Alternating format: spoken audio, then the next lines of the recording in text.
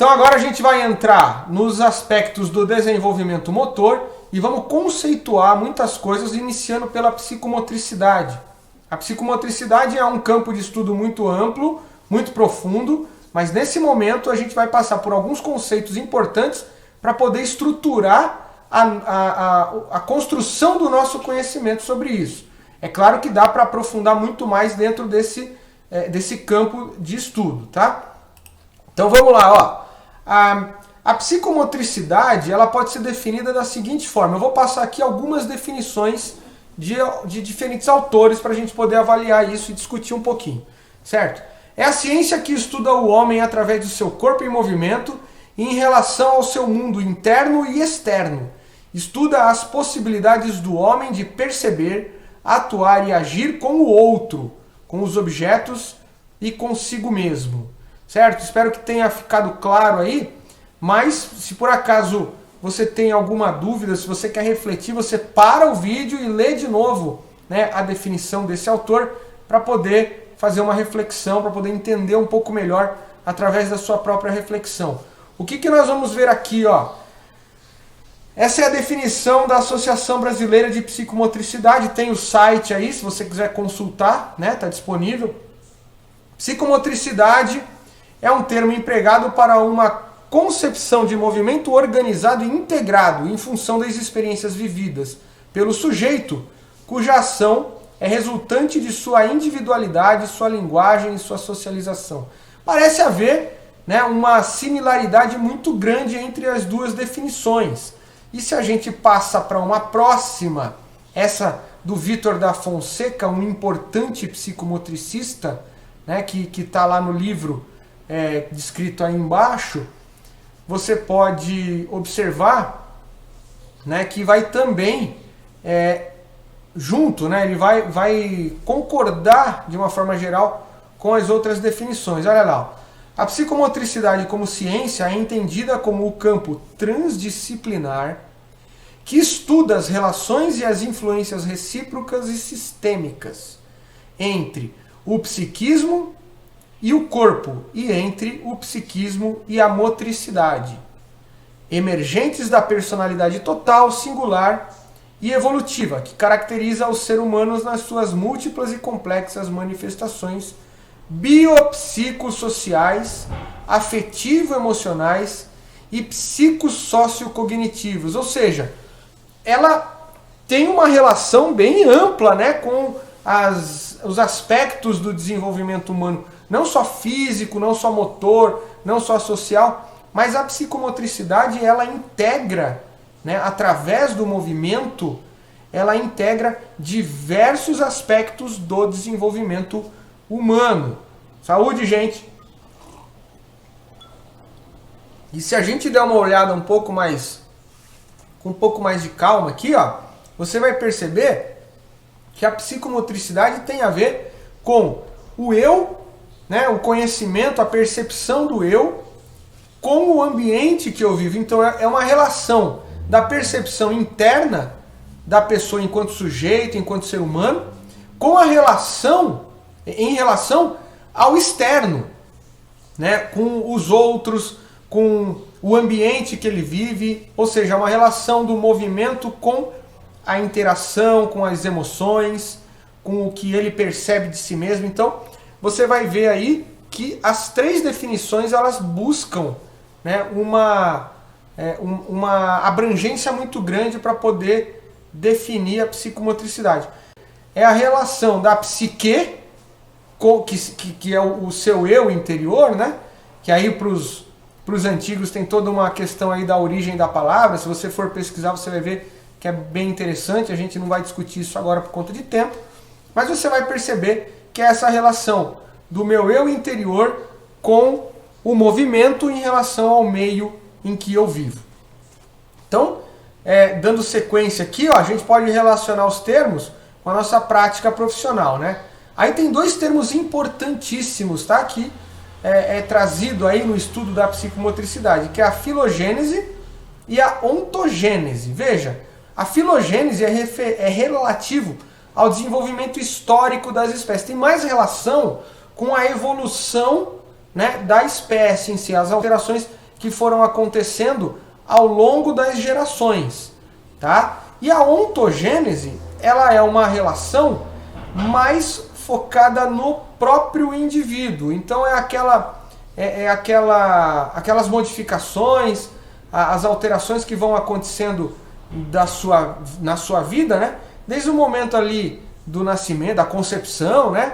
Depois o nascimento e ao longo da sua vida. Então são dois tipos, né, de processo que é considerado para entender a psicomotricidade dentro dessa perspectiva, tá? Que é uma perspectiva mais voltada ao entendimento da própria espécie, né, de como nós evoluímos e chegamos a desenvolver esses sistemas neuromotor, cognitivo, né, integrá-los. É uma área que vai buscar, né, os porquês dentro lá da evolução.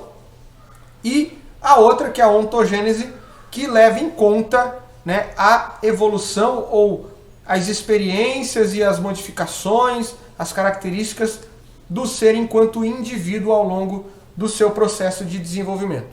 Tá bom, gente? Vamos dar sequência aqui, ó. A gente pode abrir aqui um debate para falar de psicomotricidade, né, na área, no campo da educação física. Como que a gente vai usar esse conhecimento no campo da educação física? Então, vamos ver ali, ó, como o movimento humano está integrado a esses componentes do desenvolvimento. Ou seja, aí eu coloco aí, cada profissional pode defender os seus pontos de vista desde que ele esteja embasado, né, em estudos.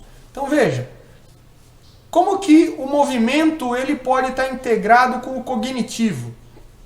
Como que o movimento pode estar integrado com as questões sociais, com as questões neuromotoras, com as questões afetivas e emocionais e também com a aprendizagem?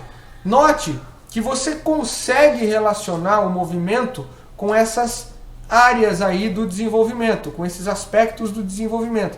Não estou dizendo que você vai fazer isso de forma separada, o movimento com o cognitivo. Ah, não, então agora eu vou trabalhar o movimento com a socialização.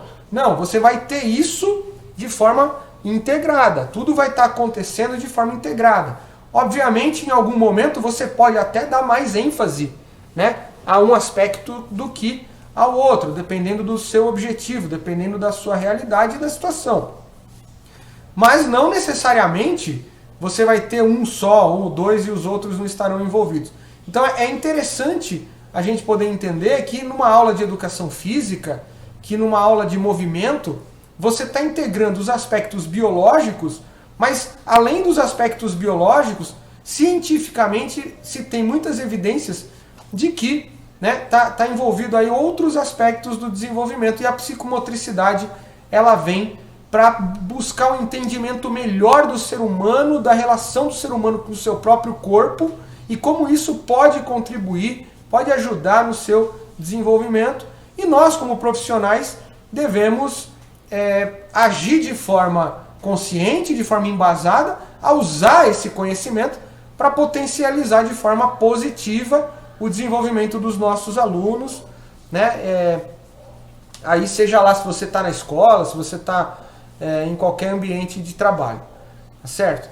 E alguns elementos da psicomotricidade que podem ser aplicados à educação física, ou seja, aqui eu estou falando já mais especificamente do movimento propriamente dito relacionado com aspectos perceptivos, né? Então vamos lá, a consciência corporal ou percepção corporal, você pode ver chamado aí de diversas formas, né?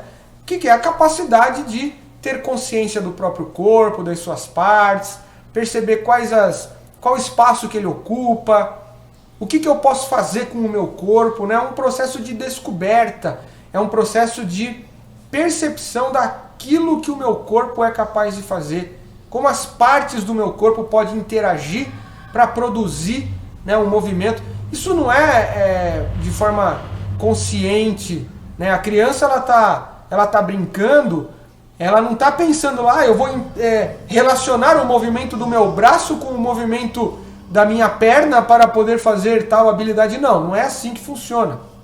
Na verdade, o processo ele é muito mais intuitivo, né, ela vai descobrindo aos poucos, né, de forma integrada com outros estímulos, o que o seu corpo é capaz de fazer, né? Então ela vai, aos poucos, vai descobrindo. É um processo muito mais de descoberta do que um conceito, né? Então a gente precisa ter isso bem claro, né? Para nós profissionais, a gente tem que saber esse conceito para poder trabalhar de forma adequada. E a consciência espaço-temporal ou percepção espaço-temporal é justamente essa percepção que faz com que a gente se relacione com o nosso ambiente, integrando espaço e tempo, né? Então, na educação física, no movimento, a gente vai ter bastante isso, fica muito claro. Aí entra muitas variações, né, das questões de temporal. Por exemplo, tem o ritmo, você tem a percepção do tempo propriamente dita, quanto tempo que eu consigo percorrer determinado espaço, ou, por exemplo, se você pega uma coisa mais específica, eu jogo uma bola para uma criança, ela precisa fazer essa relação espaço-temporal para poder agarrar essa bola, porque ela precisa entender em que ponto do espaço a bola está e em que momento ela está, para que ela possa fazer a pegada. Muitas vezes você vê que a criança ainda não tem essa percepção muito bem desenvolvida, apesar que também não tem as habilidades motoras, né? Então está tudo se desenvolvendo de forma integrada. Então você vê aquilo que a gente fala assim, nossa, quando ele erra o tempo da bola. O que é isso? É justamente a integração espaço-temporal. Por que eu gosto de chamar de espaço-temporal? Você vai ver em muitas publicações que esse termo ele vem separado, percepção espacial, percepção temporal. Não está errado. Eu gosto de trabalhar ele de forma integrada. Por quê? Porque em geral é a forma como a gente vai ver ele manifestado, tá? Em termos conceituais não tem problema nenhum de trabalhar de forma separada. Mas na educação física é muito difícil a gente segregar, separar esses dois termos aí.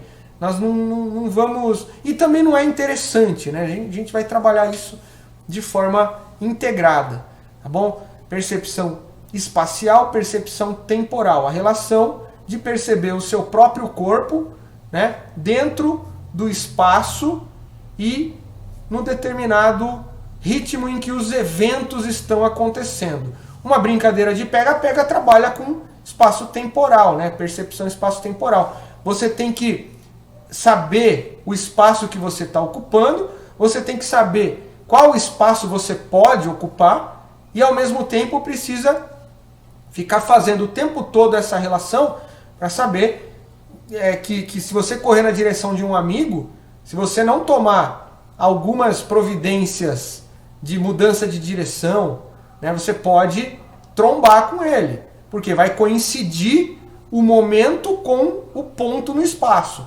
Isso parece ser uma coisa meio óbvia, mas é muito importante a gente trabalhar isso na educação física. E a lateralidade também aí vai ter uma infinidade de manifestações e variações. A lateralidade também pode entrar aí como um aspecto da psicomotricidade. Direita, esquerda, em cima, embaixo, longe, perto, frente, atrás. Então, todos esses conceitos, que na verdade não devem ficar só no campo do conceito, ele vai também ter a sua aplicação prática. Então, tudo isso vai estar ali dentro do campo da psicomotricidade. E a coordenação motora, de uma forma geral, né? Mas também por estar fazendo uma relação com as percepções, a coordenação, mais especificamente, a relação a coordenação visomotora, né? A relação da visão com o movimento. Então, coordenar, né, o movimento de acordo com aquilo que você interpreta, com aquilo que você capta. Tudo bem, gente?